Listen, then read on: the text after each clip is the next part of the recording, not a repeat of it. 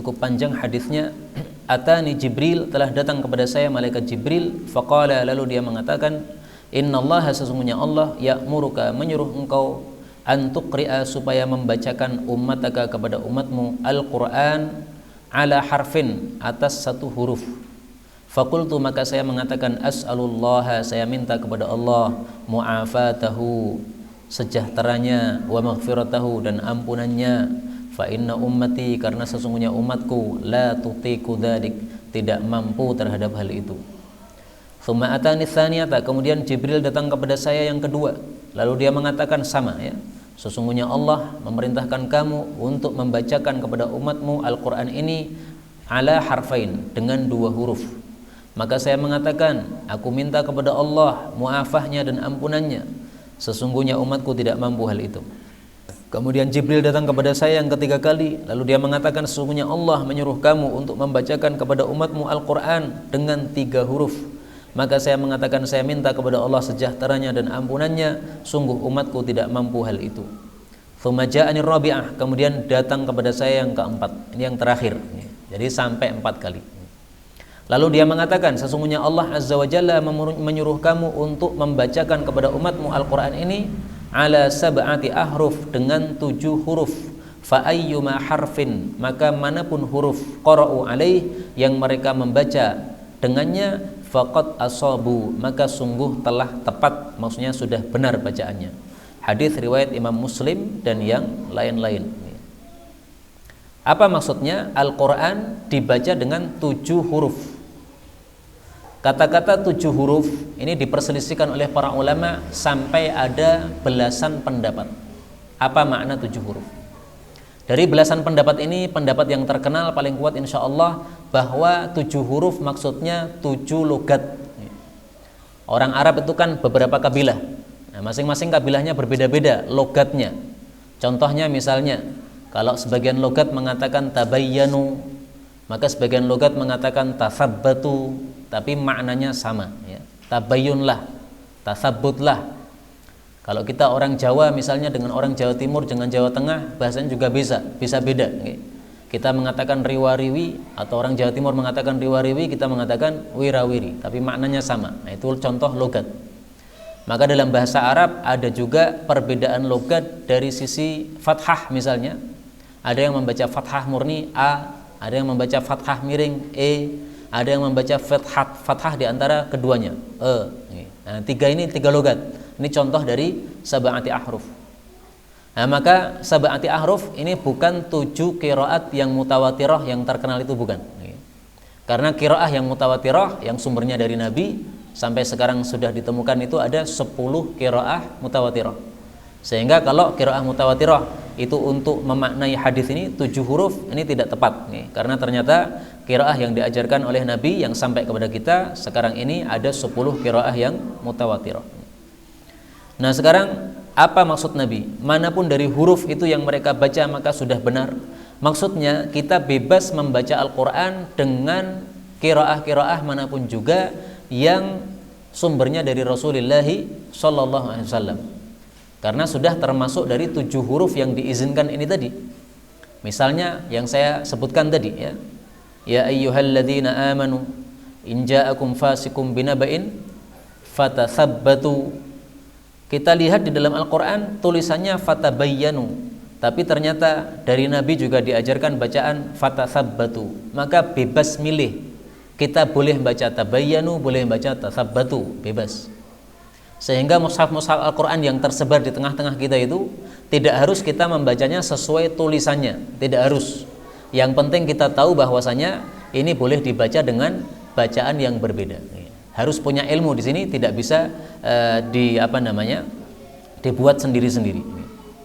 Contoh surat Al-Fatihah, Maliki Yaumiddin, boleh juga dibaca apa? Maliki Yaumiddin, bebas. Rakaat pertama Maliki, rakaat kedua Maliki, nggak ada masalah. Gonta-ganti nggak ada masalah, karena dua-duanya dari Nabi SAW. Alhamdulillahi Rabbil Alamin, biasanya kita baca gitu, tapi kita ganti Alhamdulillahi Rabbil Alamin. Nah, nggak apa-apa. Ini namanya logat saket, okay? menutup kata-kata na dengan ha sakat. Nah, nggak ada masalah. Tapi ini tetap ada ilmunya. Kapan kita menutupnya dengan ha sakat, kapan tidak. Siratal ladzina an'amta 'alaihim. Dua-duanya logat yang diajarkan Nabi sallallahu alaihi wasallam. Waladhdallina sama dengan tadi. Nah, ini nggak ada masalah. Tapi tolong kalau ini dijadikan untuk bacaan ketika mengimami, hendaklah para jamaah dikasih tahu dulu. Karena banyak orang yang tidak tahu, kalau kita bacaannya seperti ini, mereka belum paham, malah jadi permusuhan. Dianggap sholat kita tidak sah karena bacaannya tidak fasih. Padahal apa? Kita membaca dengan bacaan yang mutawatir dari Rasulullah sallallahu alaihi wasallam. Nah, kalau di sini saya anggap semuanya sudah ngerti masalah ini, karena itu saya sering membaca Al-Qur'an ketika mengimami dengan bacaan-bacaan yang berbeda dari biasanya, tapi harus mengikuti qiraah yang mutawatirah tadi. Contohnya tadi dalam salat maghrib fafatahna, saya baca fafatahna. Nah, itu ada qiraah seperti itu. Baik, kemudian hadis 57. Atani Jibril, datang kepada saya Jibril. Faqala, lalu mengatakan, ini kuntu, sesungguhnya aku, ataituka, aku datang kepada kamu, al-barihata, tadi malam. Falam yamna'ni, maka tidaklah mencegahku, an akuna, bahwasanya adalah aku, dakhaltu alaikal baita, masuk kepadamu di dalam rumah, alladzi kunta fihi, yang engkau ada padanya, illa annahu, kecuali karena kana alal babi, ada pada pintu, tamathil, patung-patung, maksudnya gambar makhluk bernyawa. Wa kana, dan adalah fil baiti, di rumah Nabi, qiramu sitrin, ada tirai untuk tirai, fihi, di dalamnya tamathil, ada patung-patung, maksudnya tadi gambar makhluk bernyawa. Wa kana, dan adalah fil baiti, di dalam rumah, kalbun, ada anjing juga. Famur, maka suruhlah wahai Nabi, bira'sit timsal, kepalanya patung, alladzi fil baiti, yang ada di rumah, falyuqta', hendaklah dipotong, fayasiru, maka menjadi kahayatis syajarati, seperti bentuk pohon. Wamur, dan suruhlah bisitri, tirai tadi, falyuqta', maka hendaklah dipotong, fayuja'al, lalu dijadikan wisadataini, dua bantal, mambudataini, yang ditaruh, tuta'ani, yang diinjak, diinjak atau didudui. Wamur, dan suruhlah bil kalbi, terhadap anjing tadi, fal yukhraj, maka hendaklah dikeluarkan dari rumah. Hadis ini riwayat Imam Ahmad, Abu Dawud, Turmudi, dan Baihaqi. Hadis ini menunjukkan ada perkara-perkara yang bisa menyebabkan malaikat tidak masuk rumah kita. Dalam hadis ini disebutkan ada tamathil, yaitu apa? Patung, yaitu makhluk bernyawa. Kemudian juga ada kalbun, anjing. Nah, maka dua hal inilah penyebab malaikat tidak masuk rumah kita. Tapi yang dimaksud di sini malaikat rahmat. Adapun malaikat maut tidak peduli. Karena kalau malaikat maut tidak bisa masuk rumah gara-gara ini, ya kita taruh patung di rumah supaya kita nggak mati-mati. Tapi bukan itu yang dimaksud. Nah, tamathil di sini ini patung khusus yang makhluk bernyawa. Kalau makhluk tidak bernyawa nggak ada masalah. Misalnya kita punya patung pohon, untuk hiasan akuarium, nggak ada masalah. Karena pohon bukan makhluk bernyawa. Tapi kalau punya patung unta, boneka unta, nggak boleh. Lah bagaimana dengan anak-anak kecil, kita punya banyak boneka, untuk anak-anak kecil nggak ada masalah. Karena Rasulullah membiarkan Aisyah punya patung kuda bersayap. Padahal kuda termasuk hewan bernyawa, dibiarkan oleh Nabi SAW. Maka tuh anak kecil nggak apa-apa. Tapi yang bekas anak kecil seperti kita nggak boleh. Misalnya kita beli guling bentuknya lele, ada tau Pak? Guling lele. Nah, itu untuk bekas anak nggak boleh. Itu menyebabkan malaikat tidak masuk ke dalam rumah. Kalau untuk anak-anak nggak ada masalah, karena anak-anak diizinkan oleh Rasul Sallallahu Alaihi Wasallam. Kemudian yang kedua, kalbun, ada anjing. Nah, ini muncul pertanyaan, kok ada anjing di rumah Nabi Sallallahu Alaihi Wasallam? Nah, disebutkan dalam riwayat Tirmidzi, ternyata anjing itu adalah anjing cilik miliknya Hasan atau miliknya Husain. Nah, mungkin zaman dulu karena belum dilarang untuk bermain-main anjing, Bisa saja kan ini kejadian di awal-awal Islam, sehingga Hasan dan Husain masih suka mainan anjing, kemudian lupa ditaruh dalam rumah, sehingga menyebabkan malaikat Jibril alaihissalatu wassalam tidak masuk ke dalam rumah beliau. Wallahu a'lam bissawab. Dan hadis ini derajatnya sahih. Dari hadis ini kita ambil pelajaran juga bahwa qira musitrin, boleh rumah itu ada tirainya, nggak ada masalah. Ini bukan termasuk hiasan yang dilarang. Adapun hiasan yang dilarang adalah kalau kita menutupi dinding dengan kain, ini nggak boleh. Dinding ditutupi kain nggak boleh. Tapi kalau pintu ditutupi kain, ya, tirai, supaya tidak terlihat orang yang di dalam ketika pintu dibuka, nggak ada masalah. Jendela ditutupi tirai, nggak apa-apa. Tapi kalau tembok ditutupi kain, ya, tirainya ditaruh di tembok, ini yang dilarang oleh Rasulullah Sallallahu Alaihi Wasallam. Apa maksudnya kiromu sitrin? Kirom itu tirai yang tipis, sitrin itu tirai yang tebal. Maka kiromu sitrin itu maksudnya ada tirai tebal, kemudian di baliknya ada tirai tipis. Nah, kirom itulah, tirai tipis itulah yang ada gambar-gambar patungnya di rumah Rasulullah Sallallahu Alaihi Wasallam waktu itu. Kemudian fal yuqta, hendaklah kepala patung dipotong. Ini menunjukkan bahwa patung itu kalau kepalanya sudah dipotong, maka hukum patungnya sudah lenyap. Jadi kalau kita sudah terlanjur misalnya beli guling lele, nah, supaya guling tadi masih bisa dimanfaatkan, gimana? Potol ndase, dipotol, dipotol dijahit habis itu. Dalilnya hadis ini. Demikian juga sabda Nabi Shallallahu Alaihi Wasallam, beliau mengatakan as-suratur ra'su, yang disebut patung atau gambar itu adalah kepala. Fa idza quti'ar ra'su, kalau kepalanya sudah dipotong, fala surata, maka sudah tidak ada gambar atau tidak ada patung lagi. Hadis riwayat Ismaili dalam Mu'jamnya, derajatnya sahih. Nah, maka jangan tergesa-gesa dibuang, cukup dihilangkan kepalanya saja. Seperti dulu saya melihat ada salah satu teman itu punya kursi besar, kursi dari kayu. Nah, di atasnya atau di tengahnya itu ada kepala elang atau garuda. Nah, saya bilang ini menyebabkan malaikat tidak masuk rumah. Nah, terus gimana Ustaz? Digergaji. Nah, berarti jelek nanti, nggak ada masalah. Yang penting malaikat bisa masuk ke dalam rumah kita. Kalau rumah kita dimasuki malaikat, insya Allah banyak kebaikan, banyak berkah. Malaikat pergi, maka banyak kemaksiatan atau banyak kemadharatan yang masuk dalam rumah kita. Na'udzubillahi min syarri dzalik. Kemudian ini tadi ada salah tulis nih, sehingga saya kasih tanda merah ini supaya diperbaiki. Kalau di situ kurang wawu tadi. Nah, ini tambahi wawu, mambudzatain.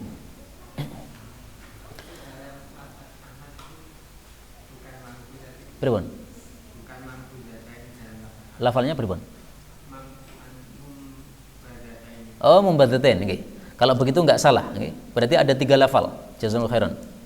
Jadi enggak diganti enggak apa-apa. Diganti juga nggak masalah karena dua-duanya lafal yang benar.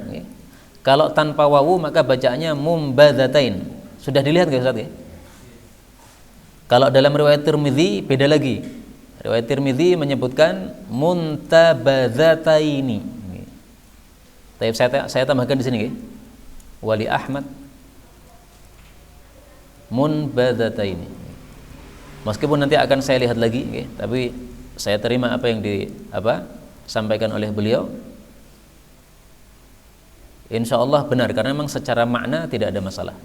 Mumbadz, muntabidzah atau mambudz semuanya benar. Hadis 58. Atani Jibril, Jibril datang kepada saya, faqala, lalu dia mengatakan, ya Rasulullah, wahai Rasulullah, hadhihi Khadijah, ini Khadijah, qad atatka, sudah datang kepada engkau. Ma'aha inaun, bersama dia ada wadah, fihi idamun, di dalamnya ada lauk, au ta'amun au syarabun, atau makanan atau minuman. Fa idza hiya qad atatka, maka jika dia sungguh telah datang padamu, faqra 'alaiha salam, maka bacakanlah kepadanya ucapan salam, mir rabbiha wa minni, dari Rabbnya dan dari saya. Wa basyirha, dan berilah kabar gembira kepada Khadijah, bi baitin fil jannah, dengan satu rumah di dalam jannah, min qasabin, dari qasab, la sokhaba fiha, tidak ada teriakan padanya, wala nasab, juga tidak ada letih padanya. Hadis riwayat Imam Muslim. Qasab ini kalau bahasa sehari-hari kita Qasabus sukar itu adalah tebu, tapi bukan itu yang dimaksud. Yang dimaksud qasab ini adalah satu batu mutiara yang indah. Nah, kemudian dibuat darinya satu rumah, diberikan kepada Khadijah radhiyallahu taala anha. Hadis ini menunjukkan fadilahnya Khadijah sehingga dia mendapatkan salam min rabbiha, dari Allah Subhanahu wa taala. Apakah ada orang yang dapat salam dari Allah selain Khadijah? Saya belum menemukannya. Yang dapat salam dari Allah adalah Khadijah saja dari umat Nabi Muhammad sallallahu alaihi wasallam. Karena ini adalah satu fadilah yang sangat besar, tidak dimiliki oleh orang-orang yang lainnya. Kemudian dari hadis ini kita ambil pelajaran bahwa minni, malaikat Jibril titip salam kepada Khadijah. Maka boleh laki-laki titip salam kepada wanita apabila tidak ada fitnah padanya. Misalnya orang yang tua titip salam kepada yang muda, tidak ada hubungan kerabat tapi ada hubungan pertetanggaan misalnya, atau kerabat tapi jauh, ajnabi, nah, tidak ada masalah karena tidak dikhawatirkan fitnah. Kemudian di sini kenapa Khadijah dikasih kabar gembira rumah yang tidak ada teriakan dan tidak ada keletihan? Ini para ulama katakan karena Khadijah dulu melakukan hal yang serupa. Rasulullah kalau masuk rumah, Khadijah tidak pernah teriak-teriak mengganggu Rasul sallallahu alaihi wasallam.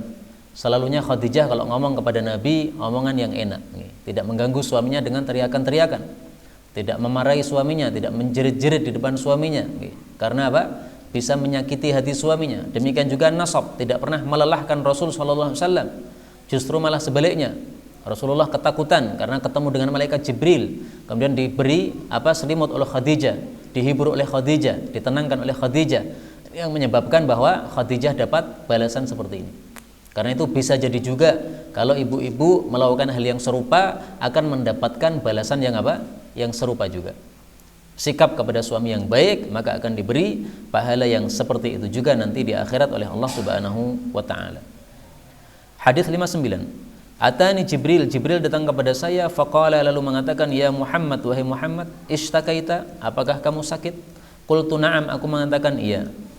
Hadis ini menunjukkan bolehnya orang sakit mengatakan saya sakit. Yang penting tidak ngresullah atau tidak menunjukkan tidak terimanya dia. Qala, Jibril mengatakan, bismillahi arqiq, dengan nama Allah aku meruqyah kamu, min kulli syai'in yu'dzik, dari segala sesuatu yang mengganggu kamu, min syarri kulli nafsin, dari keburukan setiap jiwa, wa ainin hasidin, dan mata yang hasad, bismillahi arqiq, dengan nama Allah aku meruqyah kamu, wallahu yashfik, dan Allah yang akan menyembuhkan kamu. Hadis riwayat Ahmad, Muslim, dan yang lain-lain. Hadis ini menunjukkan disyariatkannya meruqyah orang sakit. Lah meruqyah caranya gimana? Bebas, boleh dengan bacaan Quran, boleh dengan doa seperti ini. Doanya tidak harus ini, bebas. Apapun doa bisa kita ucapkan kepada orang sakit sebagai ruqyah untuk penyembuhan penyakitnya. Kemudian kata-kata ainin hasid, mata yang hasad, ini menunjukkan doa ini bisa untuk doa orang yang terkena ain. Ain itu adalah mata orang yang hasad melihat kepada seseorang yang dia dengki kepadanya, akhirnya yang dilihat tadi akan jatuh sakit atau mendapatkan madarat. Nah, ini adalah mata yang hasad. Kadang-kadang juga bukan karena mata yang hasad, tapi mata yang melihat karena takjub, tapi dia tidak menyebutkan zikir kepada Allah, tidak mengucapkan subhanallah dan lain-lainnya, sehingga menyebabkan yang dilihat tadi jadi kemudian langsung jatuh sakit. Nah, supaya tidak terjadi begitu, hendaklah kita berdoa dengan doa seperti ini. Kemudian hadis ini menunjukkan juga bolehnya doa dengan nada arqiq, yu'dzik, arqiq, yashfik. Nah, ini semuanya ada nadanya. Istilahnya itu adalah sajak. Doa dengan sajak boleh. Lah bagaimana dengan perkataan Ibnu Abbas? Hindarilah doa sajak, karena para sahabat Nabi tidak berdoa saja. Nah, maka jawabnya adalah maksud Ibnu Abbas tidak disukai doa itu disajak-sajakkan dengan dipaksa-paksakan. Tapi kalau meluncur dari mulut kita dalam bentuk sajak nggak ada masalah. Kalau dipaksakan harus bersajak, nah ini yang dilarang atau dimakruhkan. Nah, di sini Rasul Shallallahu Alaihi Wasallam tidak memaksakan, maka tidak ada masalah seperti ini. Hadis 60. Atani Jibril, Jibril datang kepada saya, faqala, lalu mengatakan, ya Muhammad, wahai Muhammad, ama yurdika, apakah tidak meridhokan kamu, anna rabbaka azza wa jalla yaqul, bahwasanya Allah azza wa jalla mengatakan, innahu la yusalli alaika, sesungguhnya tidak salawat kepada engkau, min ummatika ahadun, dari umatmu seorang pun, salatan, satu kali salawat, illa sallaitu alaihi, kecuali aku berikan salawat kepadanya, biha, dengan salawat tadi, ashron, 10 salawat. Wala yusallimu alaika ahadun, dan tidaklah mengucapkan salam kepada engkau seorang pun, min ummatika, dari umatmu, taslimatan, satu kali salam, illa sallamtu alaihi, kecuali saya pun memberikan salam kepada orang itu, ashron, 10 kali.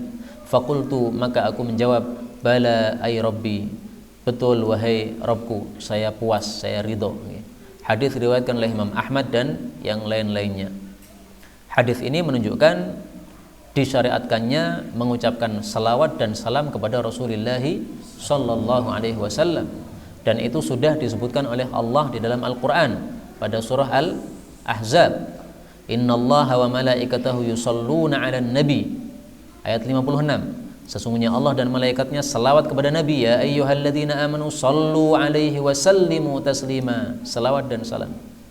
Fadilahnya apa? Fadilahnya dibalas salawat oleh Allah 10 kali dan salam oleh Allah 10 kali. Jadi kalau kita pengen keselamatan, hendaklah kita mengucapkan salam kepada Rasulullah sallallahu alaihi wasallam. Misalnya hari-hari sekarang ini banyak yang takut COVID, karena semua kita nggak ngerti COVID berada di mana-mana, kita nggak ngerti. Mungkin kita ketemu orang di pasar, ketemu orang di mana, tiba-tiba terkena COVID. Nah, kalau ketakutan seperti itu, supaya tidak takut, supaya selamat, maka kuncinya kita lakukan hadis ini. Baca salam kepada Rasulullah sallallahu alaihi wasallam. Allah akan kirim salam kepada kita. Allah akan berikan keselamatan kepada kita 10 kali. Kita mengucapkan assalamu alayka ya Rasulullah, atau kita mengatakan Allahumma sallim ala Rasulillah. Jadi ucapan salam itu bisa 2. Assalamu alayka ya Rasulullah, itu mengucapkan salam kepada Nabi. Atau Allahumma sallim ala Rasulillah, ya Allah berilah keselamatan kepada Nabi SAW. Nah, silahkan pilih 2 salam itu mana.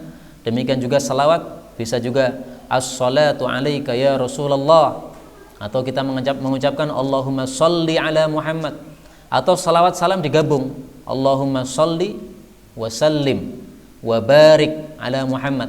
Biasanya kan 3 ya? Allahumma salli wa sallim wa barik ala Muhammad.